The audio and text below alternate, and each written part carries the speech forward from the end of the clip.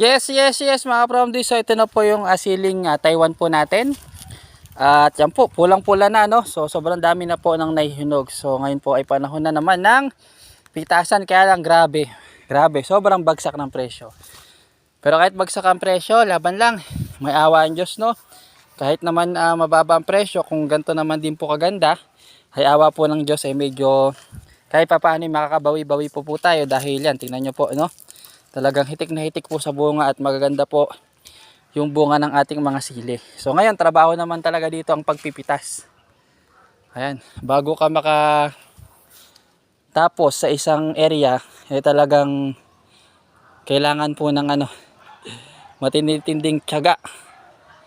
Ayan, so yan po yung ating siling labuyo. Ayan no. Grabe oh, sobrang lago, nagsasara na yung mga daanan. So ayan po mga ka-Promdi, yung siling labuyo dito sa farm. Yan, sili kayo dyan.